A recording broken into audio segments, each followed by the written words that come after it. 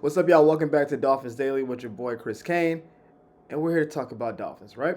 So I mentioned before that a lot of the coaching ranks and hires are about who you know, past relationships, former coaching staffs. That's why Bobby Slowick is now with the Dolphins because him and Coach McDaniel worked together before. This has been a lot of offseason of upheaval and firings and all that stuff. We hired Robert Prince a few weeks ago after Wes Welker and the team decided to part ways. I'm not gonna say fired. I don't know how that stuff works, but we hired Robert Prince. He used to work at the Cowboys, Panthers, etc. And now Robert Prince is interviewing for the Saints offensive coordinator job. Now I know some of y'all are wondering, like, how is that possible? We just gave him the job. Like, how is he allowed to do it? You can't. You have to be allowed to interview for jobs that are above the job you have. So if you have like an assistant coach and they go for the higher up position, the team can't block you from interviewing. So even if the Dolphins say, "Hey, we'll offer you more money," he can stay, but we can't stop him from going through the process. So shout out to Robert and shout out to the league. But the reason he got the interview is because him and Kellen Moore worked together in the Cowboys when Kellen Moore was there for his last year. So they worked together for 1 year, wide receiver coach, offensive coordinator. So they have a relationship already. I assume it sounds like Kellen is trying to be like the GM level like coach where he's like, I'm going to hire a DC, hire an OC, and I oversee everything. And because he worked with Robert before, he obviously believes that he has the capabilities of being the OC. And so that's why he's getting an interview. I'm not sure who else is being interviewed for the job. I mean, a lot of people came through the Cowboys system while Kellen Moore was there. Maybe even a couple people with Philly, who knows? But that's why he got the interview. Now, if he takes the job, that means the Dolphins had to hire another wide receiver coach. And we just hired a wide receiver coach. We don't have any like candidates like in the pipeline or whatever to do that, but it would be nice if it's weird. I want Robert to get the job because you go from wide receiver coach to an OC, that's a big step up because we know OCs are usually in line to get head coaching jobs, right? And a black dude going for it. Like, I get it. Like, it's a lot of levels to this where I'm like, I kind of hope it happens. But I've been very adamant on this pod, on this show, that I don't believe in what the Saints are doing over there. I thought it was a horrible job initially, which is why I didn't want Anthony Weaver to go there. I thought the cap situation is awful. Kellen Moore already came out and said, I don't know about this Derek Carr guy, which means we don't have a quarterback unless you believe Spencer Rattler's the quarterback, which I don't believe they believe. So you have an awful cap. You don't believe in your quarterback. You're not a top 5 pick, so you're not going to be able to draft Shador or Cam Ward. What free agent quarterback will come down there to play with not great? I mean, listen, Chris Olave is a really great receiver when he plays. But he's got, I think, 4 or 5 concussions already. So is Olave going to be there? We know the Michael Thomas drama. Kamara obviously is on his way out. I can see him at some point this year requesting a trade. If they're 3-7, 3-8 at the trade deadline, I can see Kamara being like, yo, man, I give y'all the best of me. Get me up out of here. I'm not going to do it. So I almost don't want Robert to take the job because I don't want him to be in a situation where the team doesn't look good. And he has like an Eric Bieniemy situation, which is, I forgot his name a couple episodes ago. When Eric Bieniemy went to Washington, he had Taylor Heineke as his quarterback.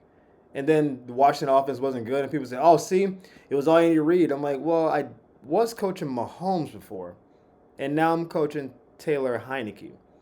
Unless you think those two are in the same breath, I don't know how you judge the resumes the same way. It's like, oh, you won Super Bowls with this guy, but now you have like the 15th ranked offense. I'm like, yeah, I have the 25th ranked quarterback in the league. I don't understand what we're doing right now. So Robert Prince might be a great OC, but when you give him next to no talent, the O-line is mid, we won't have a quarterback. What are we talking about? But again, when would he have a chance to get an offensive coordinator job? He's not going to get it with the Dolphins. He's almost 60, and this is not really when people start getting those jobs. This is, I mean, you look at OCs in the league, they're almost all late 20s to like 38. 28 to 38, that's what they're pumping him out. It's the McVay Shanahan tree. All the guys. It's probably like 8 to 10 coaches in that pocket.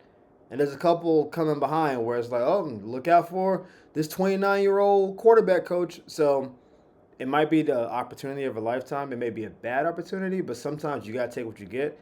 And maybe you get lucky. Maybe they draft Jalen Milroe, who's obviously at Alabama now. I mean, they play in the Dome. I think the Alabama fan base will for sure flock over there to watch him play. And Milroe's highest upside talent could have him be what Anthony Richardson was supposed to be. And maybe still could be. He's been very injury prone. But where you're a super great runner, deep ball accuracy, short range not so good. If they can hone that in an offense that works, the Saints division isn't great. Tampa's solid, but Tampa lost a lot of games last year. I like what Carolina's doing, but in Atlanta, I actually like Atlanta because I like Michael Penix. But so their division is ascending, but no one's dominant. Maybe that's a better way of saying it. And so if he does his job, you know, maybe it can work out. But we'll see. I wish him the best, but I just don't like that Saints situation at all. So we'll see what happens with that.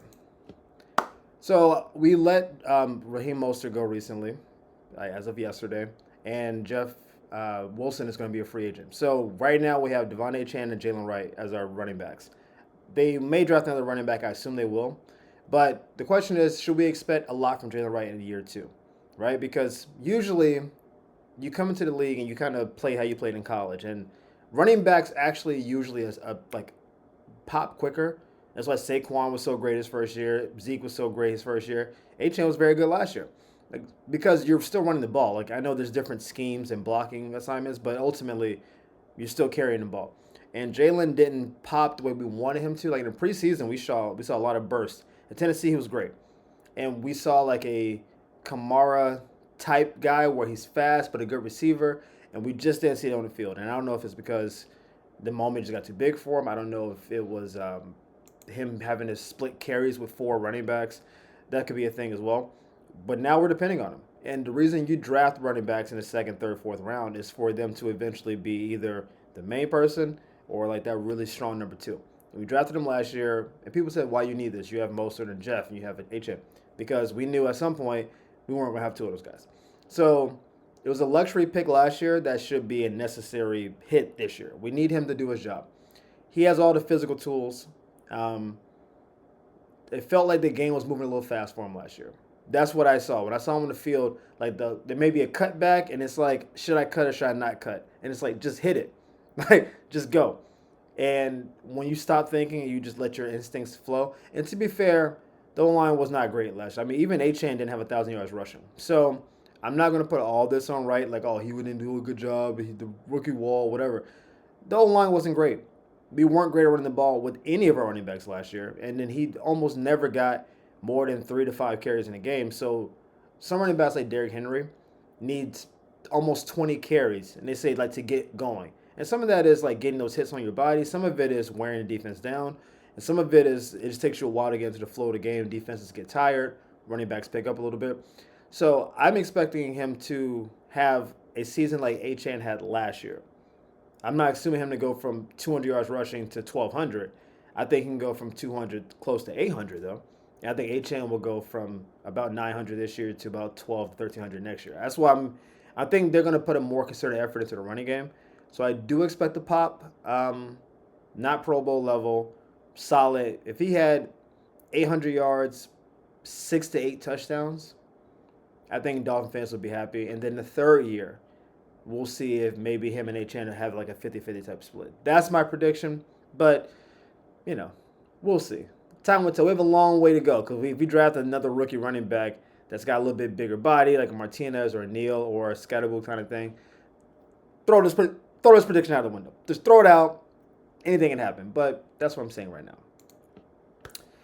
And finally, so we let Kendall Fuller go yesterday, and we don't know what's going to happen with Kohu, and we don't know what we're doing with Cam Smith. We don't know. Storm Duck, we don't know. Like, they are on the roster, but they're not performing as we expected them to. And so the Dolphins will probably have a hole at cornerback, either nickel or starting. We'll see what happens. So the question is, do you go with a vet, meaning that you can win right now, or do you go with the young bucks, which are cost effective? This is where the cap, that's where the cap comes into it, right? Because people always say, why do you care about the cap so much?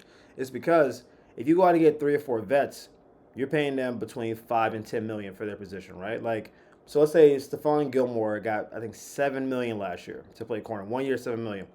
Not a ton of money, but it's a ton of money when you don't have money.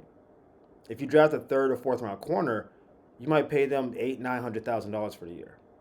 So that's a big, it's a big gap. That's almost like a 10-1 kind of thing, right? And so now the rookie corner may not be that good, which is then you get into the rub of you're cheap, but you're not performing well. Versus Stephon Gilmore is not going to kill the team. I don't think he's washed. I'm actually a Stephon Gilmore, I'm not an apologist, but I'm a fan. I saw him at South Carolina all the way up to now. Always been a fan of his game. He's always been smart. I think he's usually in a good position. He's not great with like go balls. He's not super top end speed. Good in the pocket. That's why you need like a good safety over the top. But I think someone like him, I think Adoree Jackson is solid. He's a solid maybe nickel option. Shaquille Griffin. There are guys out there that you could probably get for under 10 million, but it'll be like a 1 year thing. So I would try to get one of those guys closer to that 5-7 million, and then draft a corner maybe in the second or fourth round that you think has the upside to maybe be a starter at some point during the year. That way they're playing maybe nickel, and then the year ends, that nickel rookie corner next year becomes a full time starter. That's the way I would approach it. I would not go out and try to make a big splash. I wouldn't draft. I mean, if we can get like a Will, what's his name? I forgot his name now. Wow, he's the Michigan corner who's going to be the second corner taken in the draft, and I'm blanking on his name right now. But you guys know who he is because he was great the last couple of years.